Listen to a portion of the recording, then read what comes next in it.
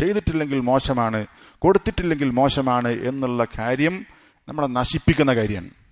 യഥാർത്ഥ വിശ്വാസികളായ ആളുകളുടെ നാവിൽ നിന്നത് വരരുത്.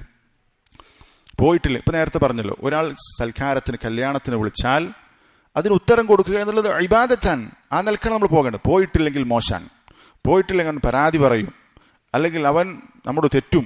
അതൊന്നുമല്ല നമ്മുടെ വിഷയം. നമ്മളുടെ പ്രധാനപ്പെട്ട അതൊരു ഇബാദത്താണ്. ഇജാബത്തുദ്ദാഇ എന്ന് പറഞ്ഞില്ലേ, ക്ഷണിച്ചാൽ ക്ഷണം സ്വീകരിക്കുക എന്നുള്ളത് വിശ്വാസി ശ്രദ്ധിക്കേണ്ട കാര്യമാണ്.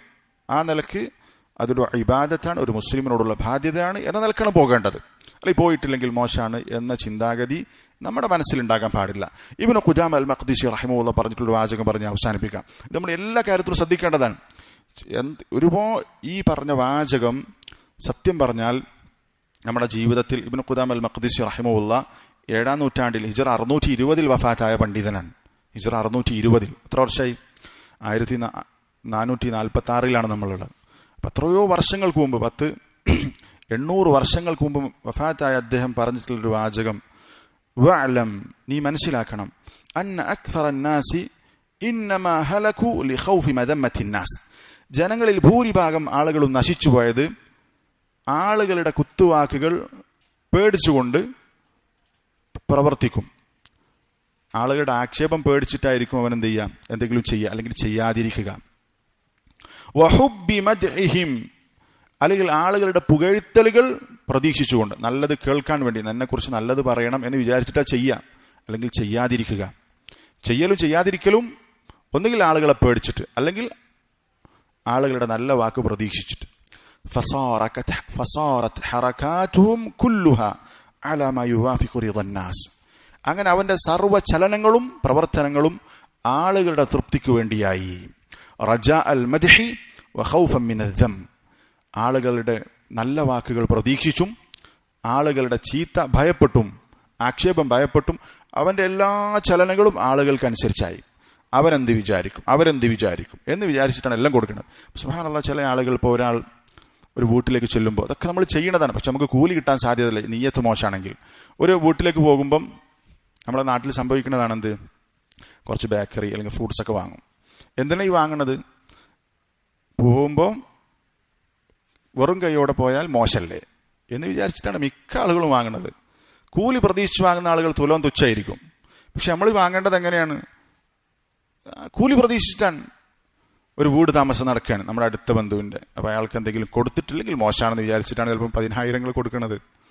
അങ്ങനെയല്ല നമ്മൾ കൊടുക്കേണ്ടത്. അല്ലെങ്കിൽ തിരിച്ചു കിട്ടാൻ ഞാൻ വീട് ഏറ്റും, അല്ലെങ്കിൽ എൻ്റെ മകൻ വീട് ഏറ്റുമ്പോൾ തിരിച്ചു കിട്ടും എന്ന നിയത്തിലാണ് കൊടുക്കുന്നത്. അങ്ങനെ ആളുകളുടെ തൃപ്തിക്കനുസരിച്ചായി അവരുടെ ചലനങ്ങളെല്ലാം.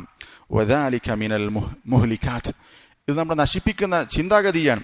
ഫവജബത് മുഅലജതുഹു, അത് ചികിത്സിച്ച് മാറ്റൽ നിർബന്ധമാണ്. ഇത് നമ്മുടെ മനസ്സിൽ നിന്ന് വരരുത്. അത് എന്ത് ചെയ്യുന്നതും അള്ളാഹ്ക്ക് വേണ്ടിയിട്ടാകണം, ആളുകളെ ബോധ്യപ്പെടുത്താൻ വേണ്ടിയിട്ടാകരുത്. ചെയ്തിട്ടില്ലെങ്കിൽ മോശമല്ലേ, കൊടുത്തിട്ടില്ലെങ്കിൽ മോശമല്ലേ, പോയിട്ടില്ലെങ്കിൽ മോശമല്ലേ, സന്ദർശിച്ചിട്ടില്ലെങ്കിൽ മോശമല്ലേ. മരിക്കണോടത്ത് പോലും അങ്ങനെയാണ്. അത് ശ്രദ്ധിക്കാൻ ചില ആളുകളുണ്ടാവും. മരിച്ചിട്ട് അവൻ വന്നിട്ടില്ല. ആളുകൾ പോകുന്നതും എന്തിനാണ്? ഞാൻ പോയിട്ടില്ലെങ്കിൽ പ്രശ്നമാകും, അല്ലെങ്കിൽ മോശമാകും. പരാതി സഹിക്കാൻ പറ്റാതെ പരാതി പേടിച്ചിട്ടാണ് പലതും ചെയ്യണത്. അങ്ങനെയല്ല.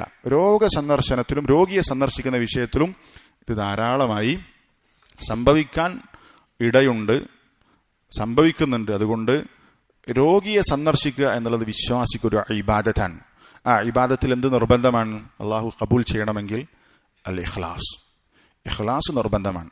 അള്ളാഹുവിൻ്റെ പുണ്യം പ്രതീക്ഷിച്ചുകൊണ്ട് നമ്മൾ രോഗിയെ സന്ദർശിക്കുക. അത് ചെയ്ത് നമുക്ക് പരലോകത്തും കൂലി കിട്ടും. പിന്നെ അതിൻ്റെ ബാക്കി എന്തൊക്കെ കിട്ടും? കുടുംബത്തിൽ നമ്മൾക്ക് നല്ല പേരുണ്ടാകും, അല്ലെങ്കിൽ നല്ല ആളുകൾ നമ്മളെ സ്നേഹിക്കും, അതൊക്കെ എക്സ്ട്രാ കിട്ടുന്നത്. പക്ഷെ നമ്മുടെ നിയ്യത്ത് അതാകരുത്. നമ്മുടെ നിയ്യത്ത് അള്ളാഹുവിൻ്റെ വജു ഉദ്ദേശിച്ചുകൊണ്ട് പ്രവർത്തിക്കുക എന്നായാൽ അതിൻ്റെ പുറമെ പലതും നമ്മൾക്ക് ദുനിയാവിലും പരലോകത്തും വേറെയും കിട്ടും.